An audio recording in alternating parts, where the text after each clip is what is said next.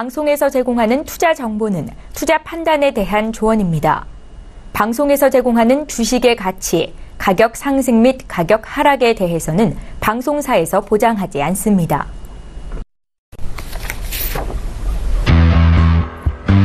네, 오늘 주요 헤드라인 소식입니다. 오늘 코스피 지수는 트럼프 논란에 따른 정치 불확실성 확대로 2280선으로 밀려다 전일 대비 6.26포인트 하락한 2286.82포인트로 마감했습니다. 이해찬 전 국무총리를 단장으로 하는 중국 특사단이 오늘 중국 베이징으로 떠났습니다. 이에 한중 관계 개선 기대감이 확대되면서 한류 산업이 해변길을 맞을지 관심이 쏠리고 있습니다. 지난달 국내 면세점에서 내국인 매출이 역대 최대치를 기록했습니다. 중국의 사드 보복으로 직격탄을 입은 면세점 업계는 황금 연휴 해외여행을 준비한 내국인들의 씀씀이가 큰 폭으로 늘어나면서 이 매출 성장세를 이어갔습니다. 한국투자증권에 따르면 2009년부터 올해 4월까지 주식, 채권, 예금과 부동산 등 자산군의 연평균 수익률을 비교한 결과 주식 자산의 수익률이 가장 높았던 것으로 나타났습니다. 네, 오늘 코스피 지수는 전일 대비 6.26포인트 내린 2286.82로 마감했습니다. 코스닥 지수는 1.89포인트 떨어진 638.12포인트로 장을 마쳤습니다. 유가증권 시장에서는 외국인이 장막판 사자로 돌아서면서 소폭 순매수 이어갑니다. 코스닥 시장에서는 외국인과 개인 순매수 이어가면서 지수를 뒷받침해줍니다.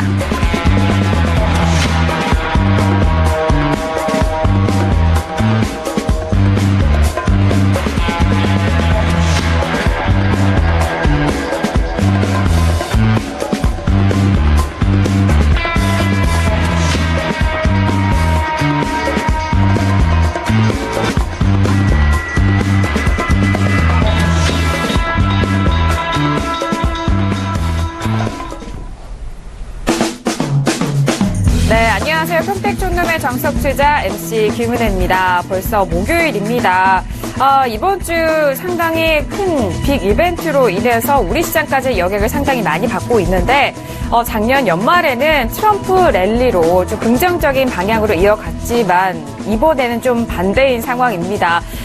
좀 악재라고나 할까요? 이 도널드 트럼프 대통령이 코미 전 FBI 국장에게 러시아 내통 의사 의혹 수사를 중단하라고 직접 요구했다는 그런 소식까지 들려오면서 미국에서도 이제 탄핵에 대한 소식이 조금씩 들려오고 있는 것 같습니다. 자, 이런 불안한 시장 속에서 어떻게 대응하셔야 될지 고민 많으실 텐데요. 저희와 1시간 동안 함께 하신다면 든든하게 시장 대응하실 수 있을 거라고 생각을 합니다. 샵 0082번으로 여러분께서 가지고 계신 종목 보내주신다면요. 대표님이 직접 추려서 여러분들의 종목 상담 도와드리도록 하겠습니다. 아울러 저희가 방송 중에 제공하는 정보는요. 전문가의 조언입니다. 그만하시고요. 시청자 여러분들의 직접적인 판단으로 현명한 투자하시길 바라겠습니다. 자, 그렇다면 오늘도 함께 해주실 분이죠. 정영 대표님을 지금 만나보시죠.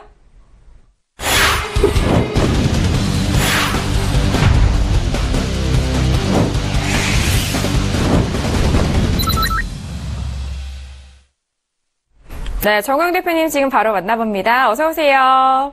네, 안녕하세요. 네, 반갑습니다. 대표님, 시끌시끌 하잖아요. 시장이 이제 뭐 국내적인 이슈에서 또 대외적인 이슈로 좀 확장이 됐는데, 최근 이슈와 그리고 시장 어떻게 보셨나요? 네, 미국 같은 경우는 사실 기술적으로 조정받을 때는 됐어요. 그런데, 악재까지 겹쳐서 나왔다 이렇게 볼 수 있겠는데요. 우리나라는 뭐, 말씀드렸던 대로 삼성전자가 제가 볼 때는 목표가 설정해놓고 움직이는 것 같기 때문에, 크게 조정받을 일은 없다고 생각합니다. 네, 알겠습니다.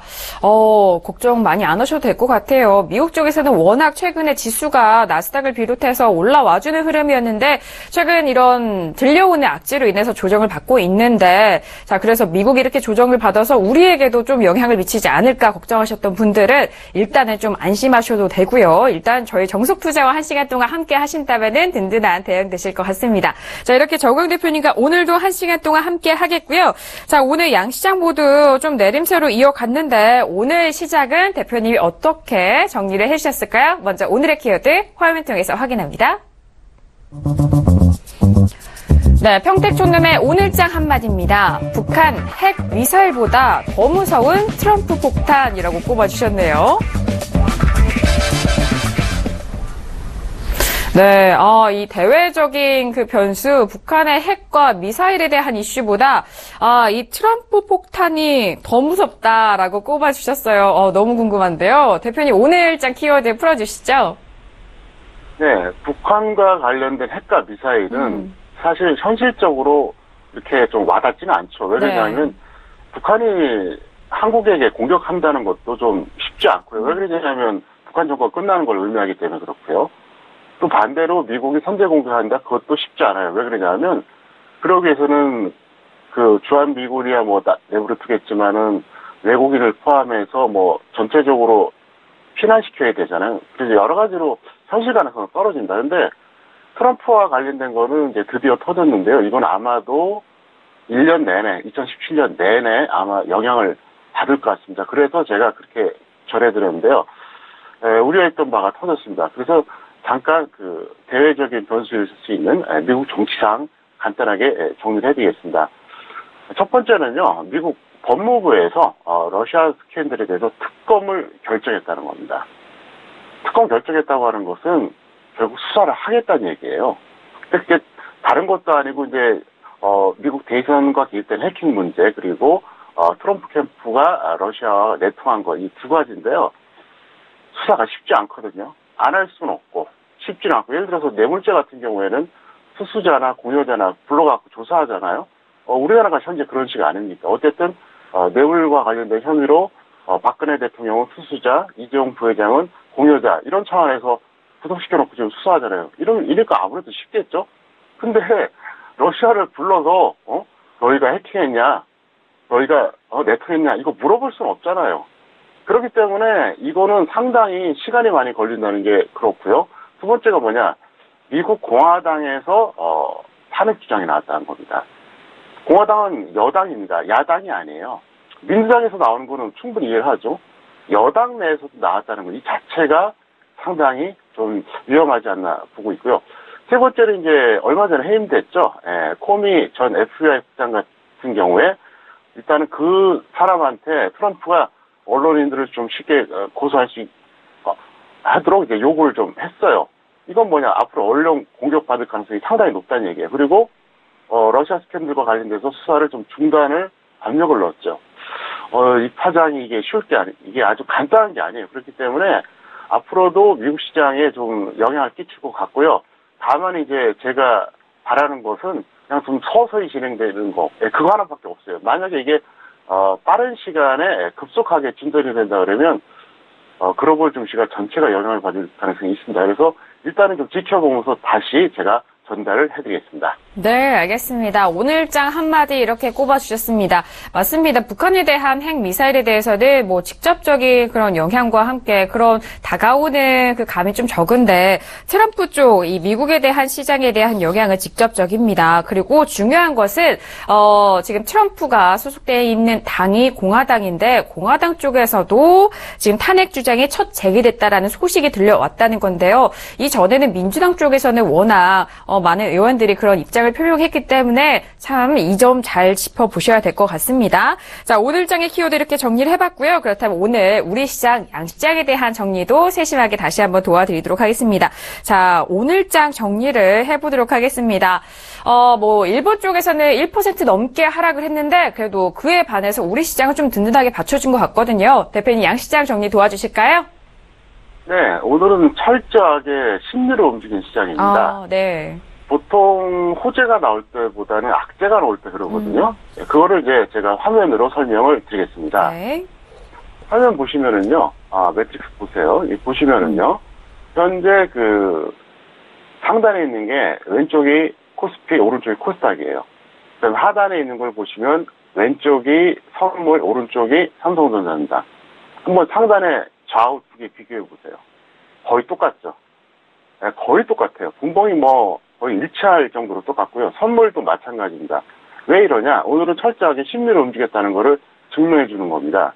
그래서 오늘까지는 그렇고요. 만약에 오늘 밤에 크게 미국에서 문제가 없다 그러면 일단 내일은 좀 안정되지 않을까 생각하고 있고요. 그 다음에 코스피부터 다시 한번 제가 복기를 한번 해드리겠습니다. 코스피 같은 경우에는 일단 이렇게 보셔야 됩니다. 오늘 또 양봉 나왔잖아요. 예, 그래서 하락을 했지만 나름대로 선방했다 이렇게 볼 수가 있습니다. 그래서 걱정할 게 별로 없고요. 그 다음에 이제 코스닥 보겠습니다. 코스닥이 정말 강했죠. 코스피하고 좀 비슷하긴 했지만은 나름대로 상당히 탄력이 있었고요. 하락한 것 치고 상당히 좀 양호하다 볼 수 있겠습니다. 그 다음에 삼성전자가 가장 중요한데요. 삼성전자가 오늘 특징이 뭐냐면, 오늘 9시 1분에 저점을 찍었어요. 바로, 이 시점입니다. 그리고 그 저점을 깬 적도 없고, 근처에 가지도 않고 계속해서 어쨌든, 종가 무렵에는 우상향에서 끝났다는 거죠. 코스피랑 한번 비교해 볼까요? 자, 코스피 같은 경우 어떻습니까? 어때요? 저점을 깼죠? 초반 저점을 깼다는 거예요. 그리고 다시 올라간 거거든요. 이번에 코스닥입니다. 역시 마찬가지입니다. 깨지는 않았지만 거의 근처까지 왔어요. 그러니까 삼성전자가 얼마나 강한지를 아시겠죠? 삼성전자 덕분에 오늘 버텼다고 볼 수 있고요. 어쨌든 뭐 오늘 장에 대해서는 하락은 했지만 그래도 좀 만족스럽지 않나 이렇게 생각하고 있습니다. 네, 알겠습니다. 양 시장 모두 뭐 앞에서도 말씀을 해드렸듯이 잘 지지를 하면서 극복을 했던 것 같습니다. 하락 마감을 했지만 일단 양봉으로 끝났다는 점이 그런 모습을 보여주는 것 같은데요. 양 시장에 대해서 정리를 해봤고요. 자, 내일은 이번 주의 마지막 거래일인 금요일입니다. 그리고 또 직접 평택촌로 정원 대표님과 이창현 대표님, 전문가님을 만나볼 수 있는 시간인데요. 종목 끌리는 시간으로 여러분들을 찾아뵙게 됐는데 내일장 전망도 바로 알아보도록 하겠습니다. 자, 대표님, 내일 금요일인데요. 내일장 전망은 어떻게 보고 계시나요? 미국이 급락만 없다면 한국은 상승할 가능성이 상당히 높다고 봐요. 네. 여기서 이제 급락의 기준 한 1% 정도? 그래서 뭐 0.3이나 0.5 정도 빠지는 거 가지고는 큰 영향 안 받을 것 같고요. 미국이 만약에 반등 나온다 그러면 우리나라는 거의 확실하게 상승할 것 같습니다. 그래서 크게 걱정은 안 하셔도 되고요. 코스닥 같은 경우도 그렇습니다. 투자 심리 악영향을 미치는 이런 어떤 돌발 변수가 있지 않는 한 저는 오히려 급등할 가능성이 높다고 봐요. 왜? 너무 소외돼 있었거든요. 그리고 이제는 순서가 코스닥으로 올 수밖에 없어요. 그래서 그런 측면으로 말씀드리겠고요. 그래서 저는 오늘 뭐 이따가 전략에서 또 말씀드리겠지만 선물 같은 경우에도 사실상 오늘 거의 뭐 최저점에서 매수를 낸 다음에 그냥 홀딩 시켰어요. 왜? 내일 상승할 것 같기 때문에 그런 거죠. 그래서 저는 크게 걱정 안 하고요. 다만 이제 오늘 밤 사이에 별일 없었으면 좋겠다. 이제 그런 바람만 있습니다. 네, 알겠습니다. 미국 시장에서 이제 개장이 10시 반에 열립니다. 밤 사이에 어떤 변수가 없다면 우리 시장은 좀 단단하게 받쳐줄 것 같다라는 그런 말씀을 해주셨고, 코스닥 같은 경우에는 이 돌발 변수만 없다면 급등도 가능하지 않을까 그런 전망도 해주셨습니다. 자, 이렇게 내일장의 전망까지 해봤고요. 하루하루 이렇게 대내외적인 변수로 인해서 시장이 좀 급변하고 있는데 단기적인 전망도 다시 한번 짚어보도록 하겠습니다. 오늘은 2286.82포인트에서 거래가 됐는데, 마감이 됐는데, 단기적인 전망 짚어보도록 할게요.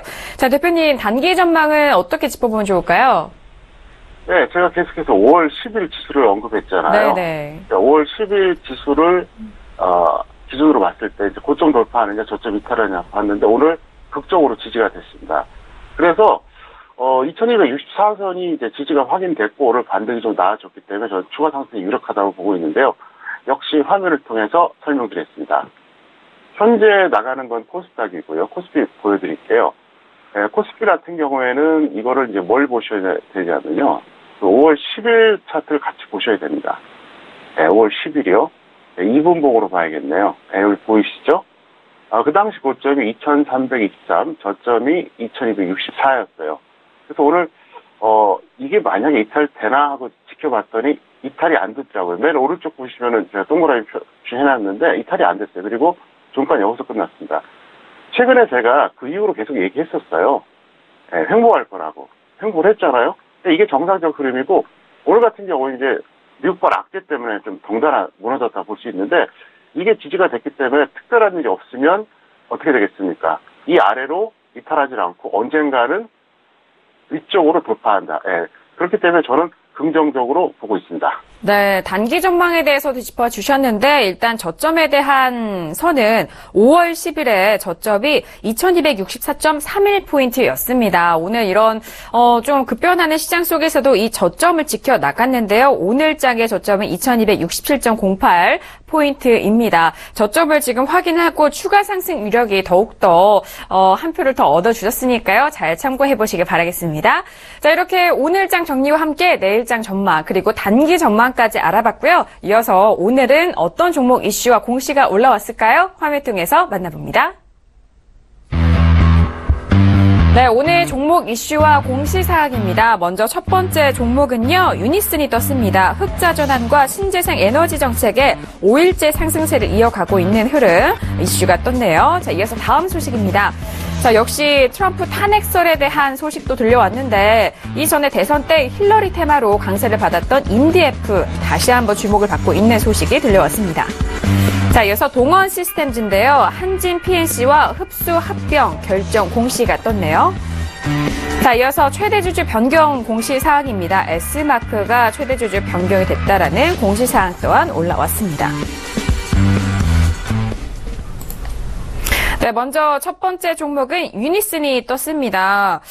흑자 전환과 함께 신재생 에너지 정책, 두 가지 테마가 모두 탄력을 받은 것 같은데, 최근에 5거래일째 상승세를 이어가면서 오늘장도 5% 가까이 상승을 해줬습니다. 2,375원에 마감이 되는데요. 1,500원대에서 상당히 꾸준하게 우상향 하면서 탄력적으로 움직이는 흐름을 보여주고 있습니다. 자, 바로 접근 전략 세워보도록 하겠습니다. 자, 대표님, 유니슨 최근에 상당히 탄력이 좋습니다. 어떻게 보세요? 네. 유니슨 같은 경우에는 제가 볼 때는 개인 세력이 좀 붙은 것 같습니다. 왜 그러냐면 이렇게 보셔야 돼요. 대형주 같은 경우, 우량주 같은 경우에는 외국인 기관이 매수 매도하면서 주가를 결정합니다. 근데 솔직히 말해서 개별주, 특히 중소형주 같은 경우에는 이거는 개인 세력이 붙지 않고서 절대로 갈 수가 없거든요. 왜냐하면 생각해 보세요. 외국인하고 기관이 별로 관심이 없거든요. 우선순위에서 밀리잖아요. 그래서 그런 측면인데 유니슨은 이제 모처럼 만에 한번 탄력을 받는 것 같습니다. 그래서 이 종목은 보유자는 홀딩해 주시기 바라겠고요. 미보유자는 21선 단기 매매가 좋을 것 같습니다. 잠깐 화면을 통해서 설명드리겠습니다. 유니슨 보시면은요, 일봉차트 잠깐 보여드릴게요. 최근에 많이 급등했죠. 네, 그리고 과거 역사를 본다 그러면은 이게 좀 약간 끼가 좀 있는 종목이에요. 이제 그 당시가 이제 2007년이었는데 그때 때는 뭐 4만 원 이상 갔었어요. 그리고 나서 엄청나게 중장기 하락을 했잖아요. 그리고 나서 다시 올라오는 추세입니다. 네, 최근에 이제 서서히 올라오는 거예요. 그래서 이 종목은 만약에 있는 분은 그냥 쉽게 던지지 마시고 좀 더 버텨보시고요. 없는 분들은 21선까지 한번 기다렸다가 매수하시면은 좋은 결과가 나올 것 같습니다. 네, 알겠습니다. 최근에 태양광과 신재생 에너지 전력 생산에 차지하는 비중을 20%까지 늘릴 계획이다라는 문재인 정부에 대한 정책 때문에 최근에 신재생 에너지 상당히 많은 관심 받고 있고, 유니슨 같은 경우에 1분기 영업이익이 지난해 같은 기간에 비해서 흑자 전환했다는 소식까지 이렇게 탄력을 받은 것 같습니다. 가지고 계신 분에 대해서는 홀딩 지속을 해주시고요. 미보유자에 대해서 이 유니슨 접근하고 싶으신 분들이라면 21선 잘 기억하셔서 타이밍 잡아가시길 바라겠습니다. 자, 이어서 다음 소식 알아볼게요. 트럼프 탄핵설에 의해서 그때 대선 후보였던 양강 구조였던 힐러리 테마로 인디에프가 강세를 보이고 있다. 그런 소식이 들려왔습니다. 자, 인디에프 오늘장 탄력을 받았지만요. 2.49% 오른 1,855원에 마감을 했습니다. 하지만 음봉으로 마감을 했거든요. 관련돼서 접근 전략 세워보도록 하겠습니다. 자, 대표님, 인디에프가 오늘 이런 소식에 강세를 받았다고 했는데 이 이슈 어떻게 분석하면 좋을까요? 네, 원래 힐러리 테마 이전에 사실은 이제 이게 북한 관련주예요. 그래서 이제 개성공단 관련주로서 원래 테마 있었는데 별로 가지를 않았습니다. 근데 최근에 좀 움직이기 시작했고요. 근데 이제 지금은 좀 단기적으로는 좀 급등을 해준 상태에서 추격은 좀 무리수가 있다고 봅니다. 그래서 보유자는 매도하시고 미보유자는 21선 단기 매매해 주시면 무리가 없을 것 같습니다. 네, 알겠습니다. 자, 인디프에 대해서 지금 단기적인 이런 반등이다라고 그런 말씀을 해주셨습니다. 보유자에 대해서는 매도에 대한 전략, 그리고 미보유자에 대해서는 21선에 따라서 전업 단기 전략 세워주셨습니다. 자, 이어서 다음 종목은요, 동원 시스템즈가 올라왔어요. 흡수 합병 결정 공시사항이 떴습니다. 동원 시스템즈 같은 경우에는, 최근에 5월 15일 날에 최저 54,500원대에서 오늘 57,000원까지 상승을 해줬습니다. 워낙 주가가 차트를 보니까요, 거의 바닥권에 있어요. 물어보고 싶은데요. 대표님, 이 종목 어떻게 접근하면 좋을까요? 네, 이 종목은 보유자는 홀딩하는 게 맞을 것 같아요. 네. 그리고 미보유자는 이제 5일선 전업 단기로 예측 매매를 시도해야 되는데요. 제가 좀 전에 예측 매매라고 그랬잖아요. 확인 매매하고 다른 개념입니다. 확인 매매 같은 경우에는 쉽게 말해서 상승 추세를 확인하고 조정받을 때 들어가는 게 확인 매매고요. 예측 매매 같은 경우에는 과감하게 들어가는 건데요. 차트 잠깐 보시겠습니다. 이 종목 같은 경우에는 사실 2년 전에 엄청나게 한번 올라갔었죠. 13만 원대까지 갔었거든요. 그러다가 계속 조정을 받았고, 제가 항상 주장하는 것처럼 최고점 찍고 한 2년 정도 지나야지 다시 반등 나온다 그랬잖아요. 지금 거의 한 2년에 가까운 시점입니다. 그래서 절대적인 주가로 본다면 아주 저점은 아닙니다. 왜냐하면 이게 만 원대부터 해서 이제 올라온 종목이거든요. 이 종목이 원래는. 그때로 생각한다 그러면은 지금 아직도 높지만 조정은 충분히 받았다고 볼 수가 있어요. 그래서 이제 왜 예측 매매냐? 사실 지난번에 기록했던 저점과 그렇게 큰 차이가 없습니다. 지금 가격대가. 그래서 이 종목 같은 경우 만약에 5일선만 무너진다 그러면 한번 전업 단기로 들어가 봐도 큰 문제가 없을 것 같습니다. 네, 알겠습니다. 동원 시스템즈에서 전략 세워주셨는데 한진 PAC와 흡수 합병 결정 공시사항이 떴고요. 차트상으로 바라보신다면은 예측 매매와 확인 매매라는 말씀을 해주셨는데, 일단 확인 매매는 말 그대로 상승 추세에 대한 그런 확인이 딱 필요한 이후, 확인된 이후에 들어가는 그런 매수 시점 말씀을 해주시고요. 그리고 예측 매매는 확인 매매에 비해서는 조금은 더 좀 과감한 그런 매매가 아닐까 싶습니다. 지금 하지만 동원 시스템즈에 대해서는 예측 매매로 지금 시점에 한번 들어가 보시셔도 괜찮을 것 같다라는 그런 전략을 짜주셨거든요. 동원 시스템즈 관심 있으신 분들 잘 참고해 보시기 바라겠습니다.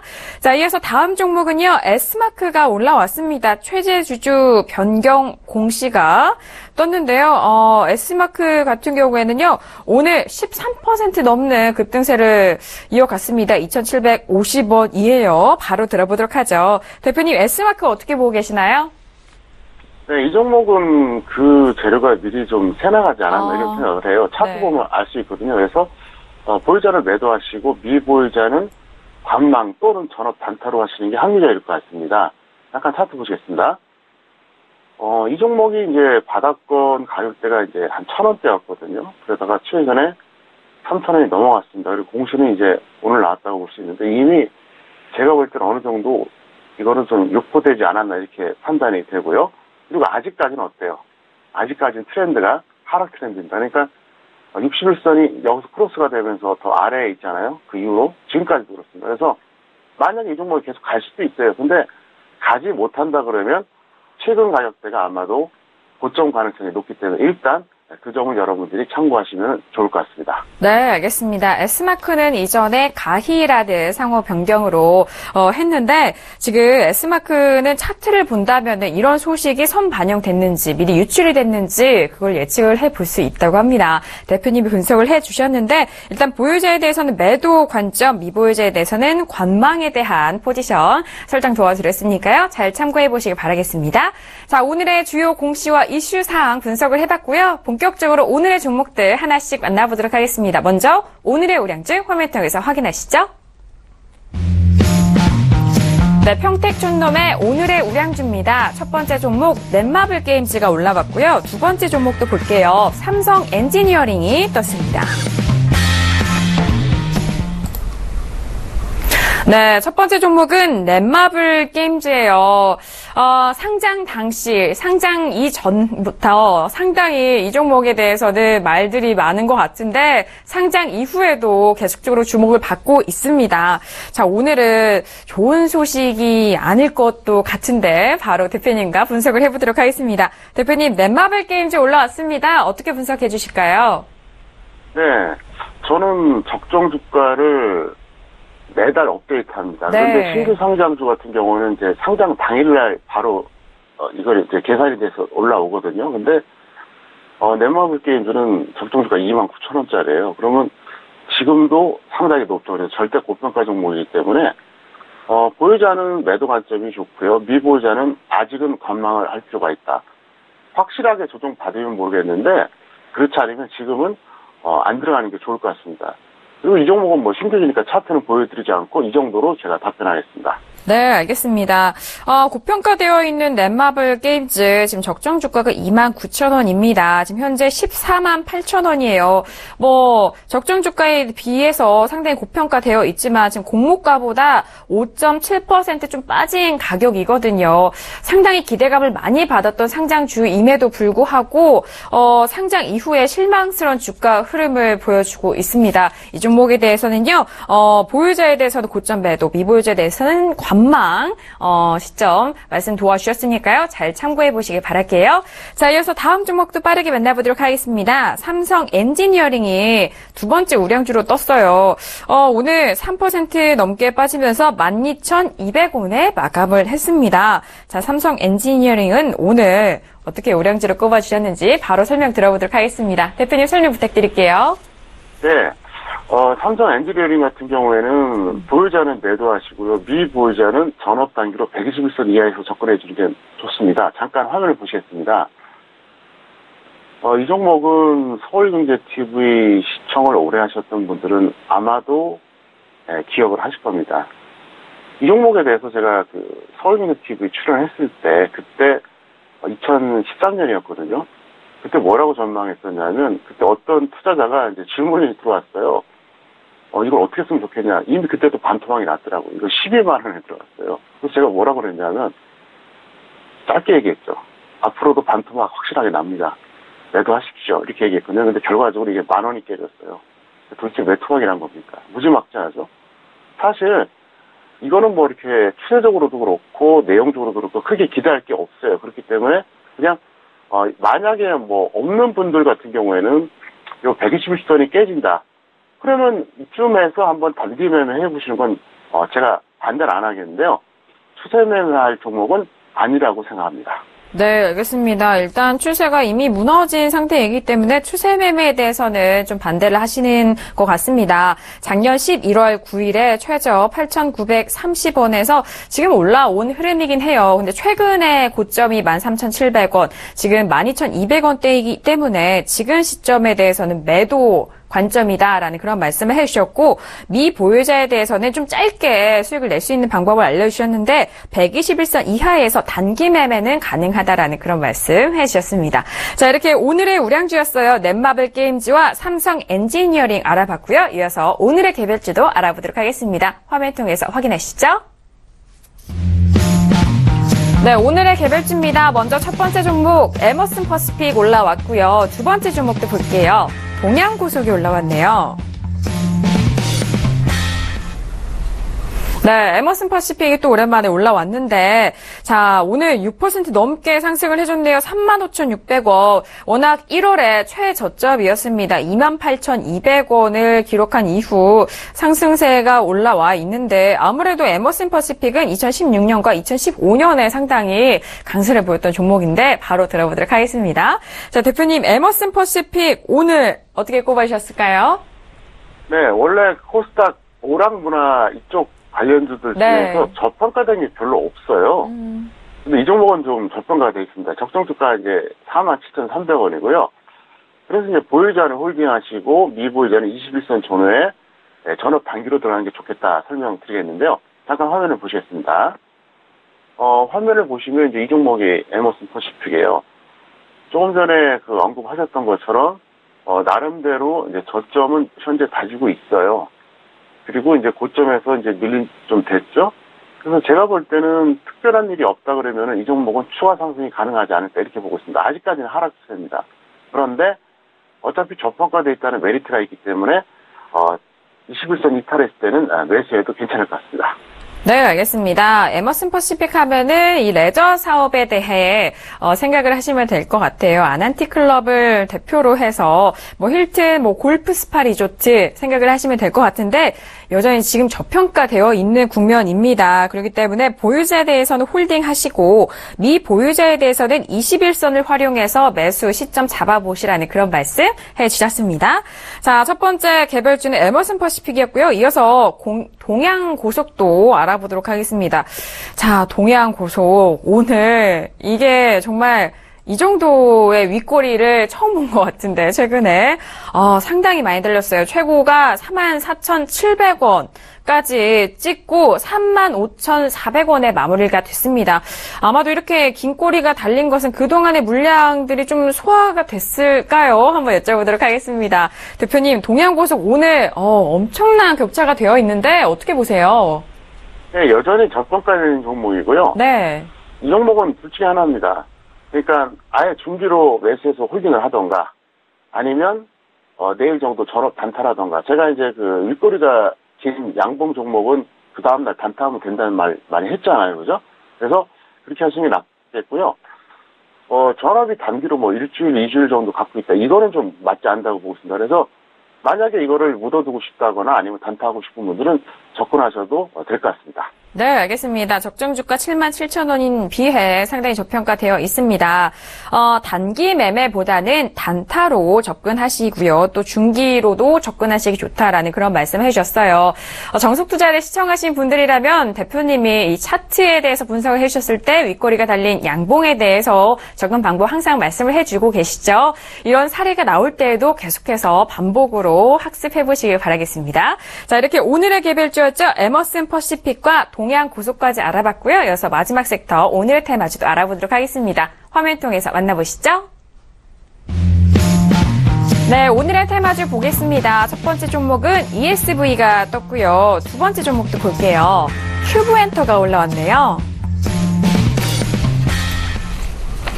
네, 오늘의 테마주 첫 번째 종목은 ESV가 떴습니다. 자, 오늘 13% 넘는 상승세가 이어졌고 최근에도 아주 정말 테마주다운 그런 패턴으로 차트가 올라가고 있는 것 같은데 궁금하신 분들을 위해서 대표님과 함께 분석을 해보도록 하겠습니다. 대표님, 오늘 첫 번째 테마주는 ESV예요. 어떻게 보고 계시나요?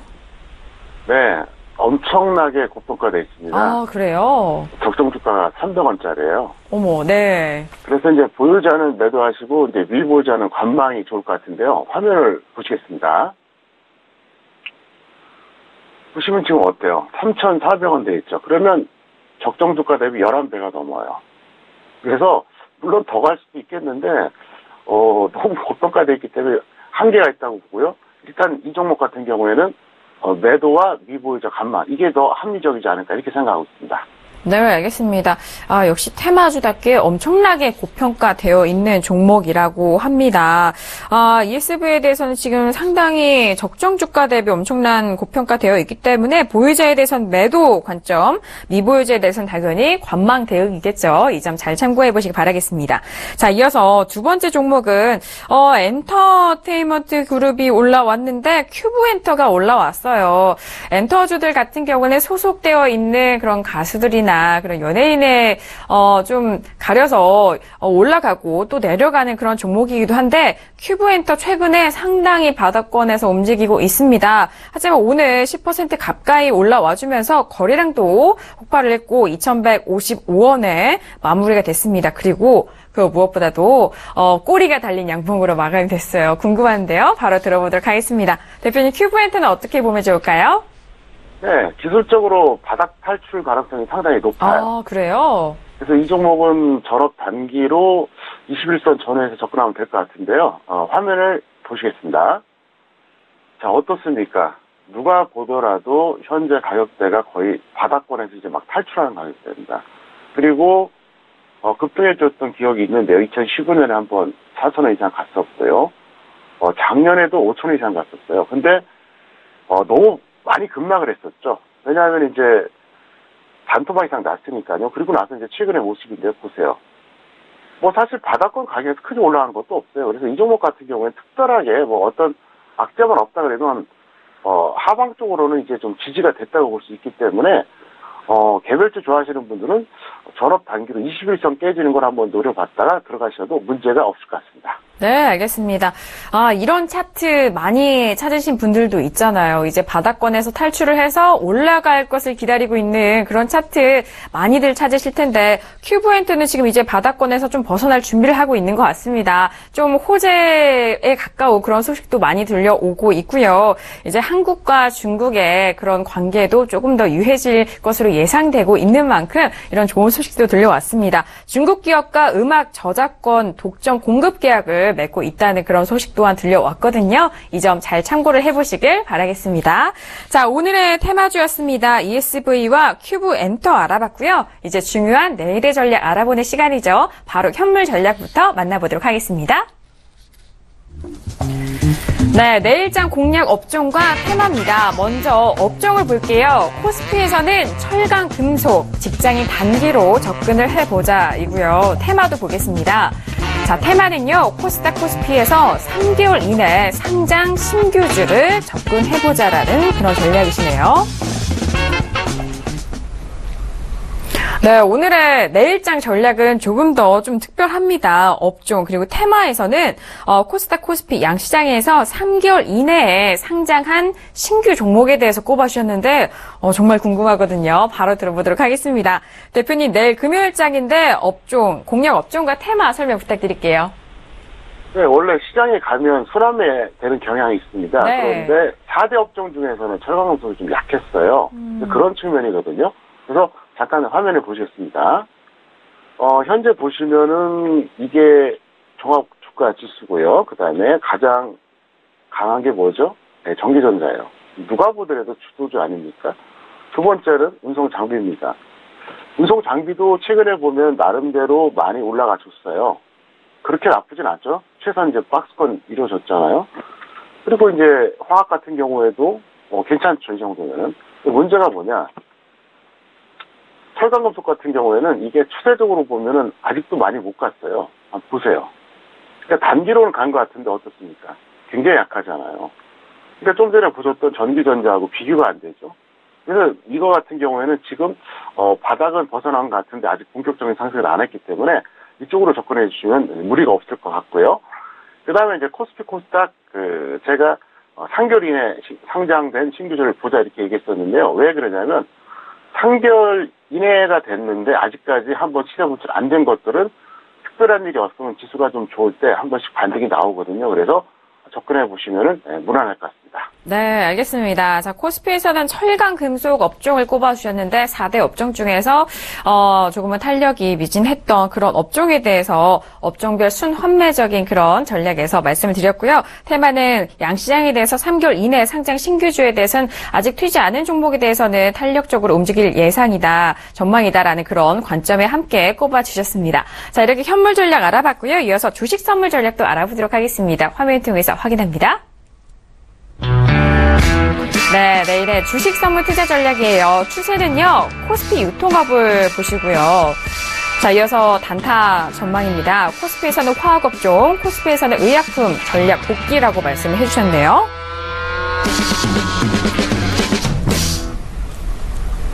네, 최근에 주식 선물도 많이들 하시는 것 같은데 활용을 잘 해보신다면은 시장을 아주 똑똑하게 활용을 하실 수 있을 것 같습니다. 주식 선물 전략도 들어보도록 하겠습니다. 대표님, 추세와 단타가 좀 다르네요. 설명 부탁드릴게요. 네, 추세는 코스피 유통업 중에서 가장 많이 고평가된 종목이 있습니다. 네. 그쪽을 베팅해 주시면 될 것 같고요. 네. 그래서 이제 그거는 힌트를 드린다 그러면 이거 힌트가 아니라 이거 다 가르쳐 주실 건데 편의점 관련주를 보시기 바라겠고요.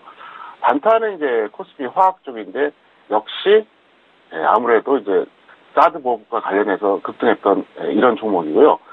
그 다음에 코스피 의약품 제가 전략 복귀라고 했죠. 이게 무슨 말이냐면 제가 코스피 의약품 단기 매매하라고 하면서 뭐라고 얘기했냐면 의약품 중에서 단기적으로 재료가 발생해서 호재 덕분에 급등한 종목 들어가라 그랬거든요. 솔직히 말해서 조금만 생각하면 항미약품인 거 다 알고 있습니다. 잠깐 화면을 보시겠습니다. 그래서 만약에 한미약품을 대충 이 정도 들어가셨다. 그러면 지금 이까지 대략 5% 이상 하락했습니다. 그러면 현물에서는 5%지만요. 레버리지가 10배이기 때문에 이게 50%가 되는 거예요.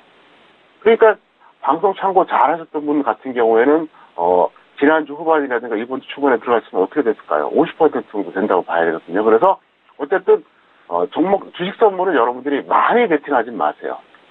조금만 하시되 가끔은 할 필요가 있지 않나. 왜? 현물만 하시는 분들은 어떻습니까? 올라가지 않으면 수익이 안 나기 때문에 활용을 잘 하시면은 아마도 도움이 될 것 같습니다. 네, 알겠습니다. 지금 업종을 꼽아주셨지만 설명을 통해서 이미 종목을 다 말씀을 해주신 것 같아요. 자, 코스피에선 유통업 최근에 정석 투자를 통해서도 말씀을 계속적으로 드렸던 부분이 있습니다. 고평가되어 있는 편의점 관련된 종목 말씀해 주셨고, 단타로는 화학과 그리고 코스피에서 의약품에 대해서 말씀을 해주셨습니다. 일단 추세에 대해서 좀 흐름이 나온다면은 현물에 대한 전략뿐만 아니라 이렇게 주식 선물도 활용을 해볼 수 있는 부분이고요. 또 레버리지가 10배가 되기 때문에 이 점들을 잘 활용을 하신다면은 아주 현명한 투자 전략으로 세워가실 것 같습니다. 자, 이어서 선물 옵션 전략도 알아보도록 하겠습니다. 화면 통해서 먼저 확인할게요. 네, 내일의 선물 옵션 투자 전략입니다. 자, 추세는 여전히 관망에 대한 포지션 세우셨고요. 자, 단타 볼게요. 선물은 신규 추가 매수 물량, 고점 매도라는 그런 목표 세우셨고, 옵션은 콜 매수 물량 연동 대응이라고 계속해서 말씀을 해주고 계시네요. 네, 선물 옵션 전략입니다. 추세에 대해서는 여전히 관망에 대한 포지션을 해주셨고요. 단타 전략은 조금 더 구체적인데, 대표님 단타 전략 설명 부탁드릴게요. 네, 제가 오늘 그랬죠. 신규 또는 추가해서 이제 매수에 가담해달라 이렇게 얘기했었는데요. 그 물량들은 내일 한번 급등해주면 일단 한번 청산해달라 그 뜻이고요. 콜옵션도 마찬가지입니다. 이건 제가 화면을 통해서 설명드리겠습니다. 이게 선물 차트예요. 사실 제가 어제 같은 경우에는 실전 투자에서 제가 이거를 매수에 실패했어요. 아슬아슬하게 매수를 못했거든요. 그래서 좀 아쉽다 생각했는데 오늘은 참 운이 좋았는지 이게 오늘 저점이 299.80이었거든요. 근데 296.00포인트, 그러니까 거의 최저가예요. 여기서 매수 사인을 냈습니다. 이게 실전에서 낸 거거든요. 그래서 오늘 이제 홀딩하라고 얘기했습니다. 그래서 아마도 이제 내일 정도 되면 더 수익이 늘어날 가능성이 높기 때문에 지금도 2.75포인트 수익이기 때문에 억울할 게 없겠죠. 그래서 아마도 오늘 신규로 했든 추가로 했든 이분들은 내일 어느 정도 시점에서 고점 매도해 주시면은 일단 차익 실현하는데 무리가 없을 것 같습니다. 네, 알겠습니다. 워낙 현물, 주식시장에서도 그렇지만 이 무릎에서 사서 머리에서 팔고 싶은 그런 타이밍을 항상 원하십니다. 하지만 대표님은 이번에 아주 좋은 시점에서 매수 타이밍 잡으셨는데 같이 한번 연동하셔서 일단 매도 시점도 잘 잡아보시길 바라겠습니다. 자, 이렇게 선물 옵션 전략까지 알아봤고요. 이번 시간에는 대표님이 직접 상담해주는 코너입니다. 평촌에게 물어봐 시간 이어갈게요.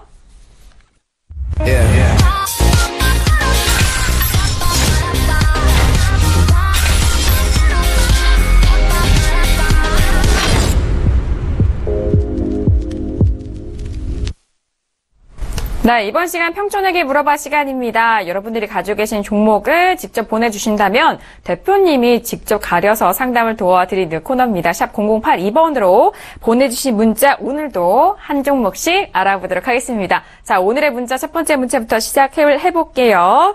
자, 첫 번째 시청자님은요. 5885님이 보내신 문자입니다. 평택촌노님, 동아일텍 매수가 24,000원에 비중 50%인데 향후 어떻게 될까요? 라고 동아일텍에 대해서 문의를 주셨습니다. 자, 동아일텍 같은 경우에는 작년에도 상당히 탄력적인 종목이기도 했고 지금도 21,500원대에서 움직이고 있습니다. 하지만 시청자분께서 상당히 고점에서 매수를 하신 것 같은데 바로 전망 들어보도록 하겠습니다. 자, 대표님, 이 동아일텍 같은 경우 많은 시청자분들이 또 관심이 많으신 종목이기도 하거든요. 어떻게 전망 바라보세요? 네, 적정주가 대비로는 저평가돼 있어요. 아, 그래요? 그런데 저는 이제 본전 또는 손절 20%로 끝내고 콜삭의 다른 종목 중에서 접근해보자 이렇게 말씀드리고 싶습니다. 왜 그러냐면 이 종목 같은 경우는 그렇게 억울하지 않은 추세거든요. 그래서 차트 잠깐 보시겠습니다. 자, 보시면 어떻습니까? 2015년에 한번 급등을 이렇게 해줬죠. 그리고 다시 급락했어요. 그리고 다시 1년도 안 돼서 또 그 가격을 돌파했어요. 그리고 현재 여기까지 가고 있는데요. 제 판단으로는 이게 엄청난 호재가 있지 않는 한 속도가 느릴 것 같아요. 그래서 이 종목이 꼭 나쁘다는 건 아닙니다. 만약에 이 종목을 좀 더 끌고 가고 싶으면 굳이 반대는 안 하는데 효율성 측면에서 좋지 않다는 거죠. 왜냐하면 이게 바닥권에서 막 올라오는 종목들 아니면 이제 어떻습니까? 1차 상승하고 나서 늘림목 종목군들이 많이 있거든요. 그래서 그런 종목을 하는 게 더 낫지 않을까 그런 측면에서 말씀드린 거기 때문에 동아 엘텍에 대해서는 제가 부정도로 얘기하는 건 아닙니다. 다만 투자 효율성 측면에서는 좀 그게 아니지 않나 이런 생각이 들어서 제가 이렇게 답변을 해드렸습니다. 네, 알겠습니다. 동아일텍 같은 경우 OLED 장비주로도 상당히 꼽혀 있는 종목인데 최근 주가 흐름도 대표님 말씀하시는 그 억울하지 않은 가격대입니다. 저평가되어 있지만 일단 종목 접근하고 투자에 있어서는 효율성이 상당히 중요한 만큼 그 효율적인 관점에서 설명을 도와주셨어요. 본전 또는 손절 20% 그리고 코스닥 다른 종목에서도 좀 효율성 있는 종목들도 바라보시라라는 그런 다양한 전략도 세워주셨으니까요. 참고해 주시길 바라겠습니다. 자, 이어서 다음 종목도 알아보도록 하겠습니다. 다음 시청자분은요. 3328님이 보내신 문자고요. 윌비스를 가지고 계신데 2,800원에 매수하셨고 비중이 30%입니다.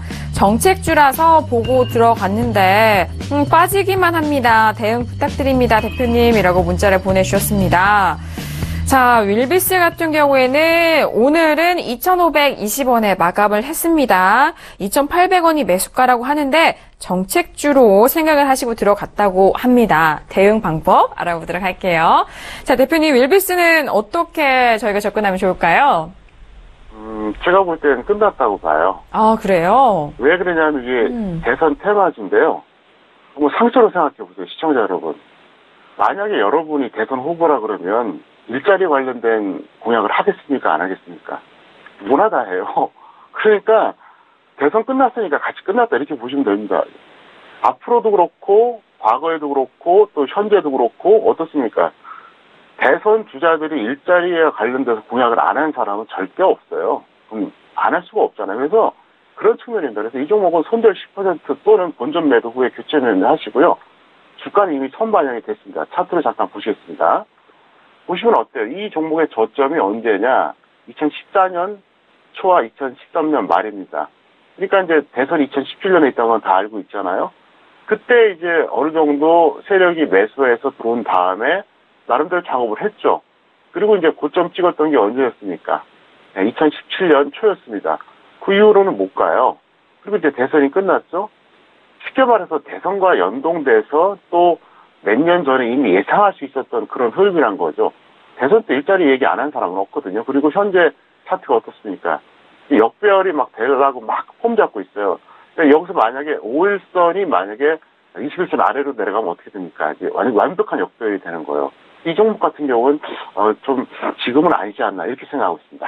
네, 알겠습니다. 윌비스에 대해서는 일자리 정책에 대해서 상당히 관심 있게 테마주로 엮여 있기도 했는데 일단 말씀해 주신 것처럼 공약에 대해서 그때 탄력적인 그런 종목이었습니다. 대선이 지난 이후에는 조금은 그런 의견을 주셨는데 손절 또는 본전 매도 후 교체하시라는 그런 전략을 해주셨습니다. 이평선 분석도 해드렸죠. 이제 역배열로 좀 다가가는 추세이긴 한데 말씀해주신 내용 잘 참고해서 꼼꼼하게 체크해 보시기 바라겠습니다.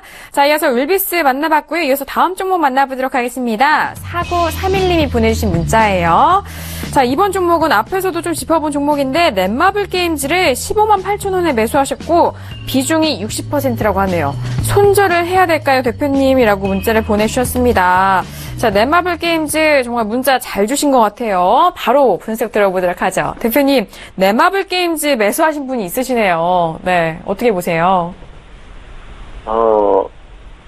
아까 김혜 씨가 신규 상장 이런 얘기 했었잖아요. 공모가 얘기했었는데 잠깐 설명드릴게요. 네네. 한 15년 전만 해도 말도 안 되는 종목들이 상장이 됐습니다. 그런데 적정 주가, 그러니까 공모가는 상당히 낮았어요. 그래서 지금은 그런 종목은 상장은 안 되는데 공모가가 상당히 높아요. 그 차이가 있다는 거예요. 그래서 이제 한 17년 전, 15년 전만 해도 뭐 예를 들어서 3년 연속 적자 기업이 상장이 됐다. 지금 상상이 안 되죠. 그땐 그랬어요. 왜? 벤처기업 활성화 붐 때문에 말도 안 되는 기업을 상장시켰기 때문에 그 당시에는 공모가가 상당히 낮았습니다. 낮은 상태에서 이제 많이 올라갔는데 지금은 이상한 종목은 못 들어온 대신에 높다는 거죠. 자, 넷마블 게임즈 같은 경우는 제가 말씀드렸던 대로 적정 주가가 이제 29,000원짜리입니다. 적정 주가 무지의 결과라고 봐야 돼요. 만약에 적정 주가를 알았다면 이거 매수했을까요? 하더라도 단타했겠죠. 그래서 이 종목은 본전 또는 손절 10% 해주시기 바라겠고요. 어쨌든 여러분께 제가 코스피 코스닥 전 종목에 대해서 언젠가는 적정 주가를 서울경제TV 홈페이지에 꼭 제가 공개를 해드리겠습니다. 네, 알겠습니다. 넷마블 게임즈 가지고 계신 시청자분은 앞에서 분석 내용과 그리고 방금 상당 내용도 두 가지 측면 다 잘 생각을 해보시길 바라겠습니다. 자, 일단은 좋은 종목 선별을 하는 것도 중요한데 언제 시점에 들어가야 되는지 지금 주가가 적절한지에 대한 부분이 가장 중요한 것 같습니다. 적중 주가에 대해서 공개를 하시는 날이 있다고 하니까요. 많은 기대 바라겠고요. 자, 그리고 또 하나의 좋은 소식이 있습니다. 지금 3월 달부터 평택촌노 정호영 대표님과 매일 밤 함께 하고 계시는데 여러분들을 직접 만나볼 수 있는 기회가 드디어 생겼다고 합니다. 오프라인 강연회가 예정되어 있다고 하는데요. 대표님, 이 강연회 많이들 기다리셨을 것 같아요. 직접 먼저 소개 부탁드릴게요. 네, 6월 3일 토요일에 오후 2시부터 4시까지 합니다. 네. 저는 길게 말씀드리고 싶지는 않고요. 제가 주식 전문가 2000년도부터 했는데 지금 그러니까 18년째죠. 아마도 역대급 최고의 강연회가 될 것 같아요. 그래서 그날 제가 교육과 정보 두 가지를 드리겠고요. 그다음에 이제 오신 분들에게 뭔가 좀 메리트를 좀 제공해 드릴 생각이 있습니다. 역대급 강연회라는 그 수식어가 모든 것을 설명을 하고 있는 것 같습니다. 제가 다시 한번 고지를 해드릴게요. 2017년 6월 3일 토요일입니다. 6월입니다. 6월 3일 토요일이고요. 오후 2시에서 오후 4시까지 예정되어 있습니다. 장소가 중요하겠죠. 한국화재보험협회 1층 대강당에서 열릴 예정입니다.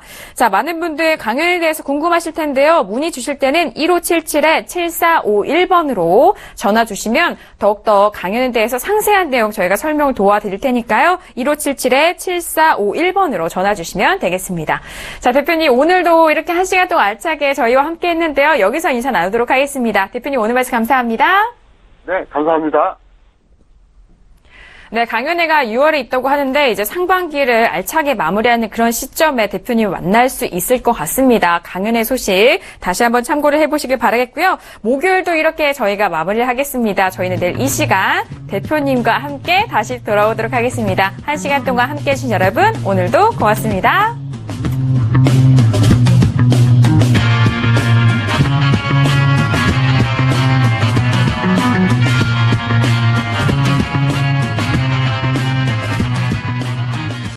본 방송에서 제공하는 투자 정보는 투자 판단에 대한 조언입니다. 방송에서 제공하는 주식의 가치, 가격 상승 및 가격 하락에 대해서는 방송사에서 보장하지 않습니다.